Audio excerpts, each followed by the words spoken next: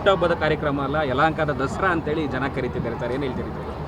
ದಸರಾ ನಾನು ಮಾಡಲಿಲ್ಲ, ಜನ ಈ ವರ್ಷ ಭಾಳ ಜೋರಾಗಿ ಮಾಡ್ತಾಯಿದ್ದಾರೆ. ಯಾಕೆಂದರೆ ಕೆಲವೊಂದು ಸಣ್ಣ ಪುಟ್ಟ ಘಟನೆಗಳಾಯಿತು.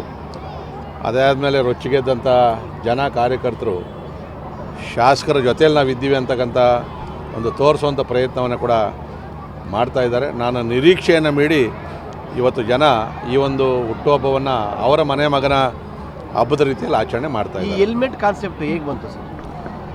ನಿಮ್ಮಂಥವ್ರೆ ಹೆಲ್ಮೆಟ್ ಹಾಕಲ್ವಲ್ಲ, ನೀವು ರಾಂಗ್ ಸೈಡ್ ನುಗ್ತೀರಿ. ಅನೇಕ ಜನ ನಾನು ನೋಡಿದಾಗ ಹೆಲ್ಮೆಟ್ ಇಲ್ಲದೆ ಸತ್ತಿರೋವಂಥವ್ರೆ ಜಾಸ್ತಿ ಆಗವ್ರೆ. ಸೊ ಅದಕ್ಕೆ ನಾವು ಒಬ್ಬ ರಾಜಕಾರಣಿಗಳಾಗಿ ನಾವು ಕೂಡ ಪ್ರೇರೇಪಣೆಯನ್ನು ಕೊಡಬೇಕು ಅನ್ನೋ ದೃಷ್ಟಿಯಿಂದ ಬೇರೆ ಬೇರೆ ಕೆಲವು ಕ್ಷೇತ್ರಗಳಲ್ಲಿ ಕೊಟ್ಟಿರೋದು ನೋಡಿದ್ದೆ ನಾನು. ನನ್ನ ಕ್ಷೇತ್ರದಲ್ಲಿ ಯಾಕೆ ಕೊಡಬಾರ್ದು ಅಂತೇಳಿ ಸೊ ಇವತ್ತು ಒಂದು 11,000 ನಗರಕ್ಕೆ, ಇನ್ನೊಂದು 12,000 ಗ್ರಾಮಾಂತರಕ್ಕೆ. ಅದು ಇನ್ನೊಂದು ತಿಂಗಳು ಲೇಟ್ ಆಗ್ತದೆ, ಆರ್ಡರ್ ಕೊಟ್ಟಿದ್ದೀವಿ, ಅದು ಬರಬೇಕಾಗ್ತದೆ.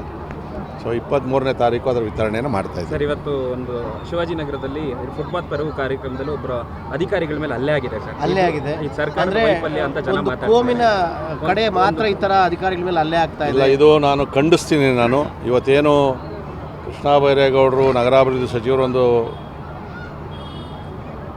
ಯೋಜನೆಯನ್ನು ಹಾಕ್ಕೊಂಡು ಇವತ್ತು ಫುಟ್ಪಾತ್ ತೆರವನ್ನು ಮಾಡ್ತಾ ಇದ್ದಾರೆ. ಅದು ಒಳ್ಳೆಯ ಕೆಲಸ. ಆದರೆ ಅದು ಬರೀ ತೋರಿಕೆ ಆಗಬಾರ್ದು. ಶಿವಾಜಿನಗರದಲ್ಲೂ ಆಗಬೇಕು, ಟ್ಯಾನ್ರಿ ರೋಡಲ್ಲಾಗಬೇಕು, ಗೌರಿಪಾಳ್ಯದಲ್ಲಾಗಬೇಕು. ಯಾವುದೇ ಕೋಮನ್ನು ನೋಡದೆ ಫುಟ್ಪಾತಲ್ಲಿ ಜನ ಓಡಾಡಬೇಕು, ಅದು ತೆರವು ಮಾಡಬೇಕು.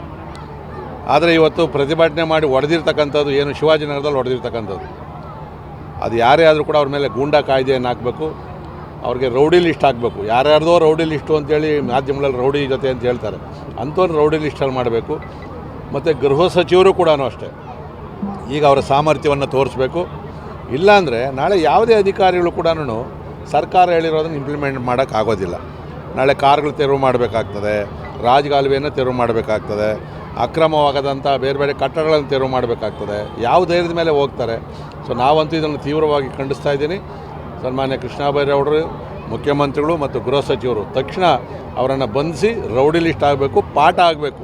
ಕರ್ತವ್ಯ ನಿರತ ಅಧಿಕಾರಿಗಳ ಮೇಲೆ ಹಲ್ಲೆ ಮಾಡಿದ್ರೆ ಏನಾಗ್ತದೆ ಅಂತಕ್ಕಂಥದ್ದನ್ನು ಈ ಒಂದು ಘಟನೆಯಿಂದ ಆಗಬೇಕು.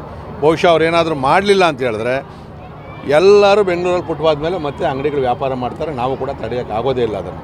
ಒಂದು ಕಣ್ಣಿಗೆ ಸುಣ್ಣ, ಒಂದು ಕಣ್ಣಿಗೆ ಬೆಣ್ಣೆ ಕೆಲಸವನ್ನು ಈ ಸರ್ಕಾರ ಮಾಡಬಾರ್ದು.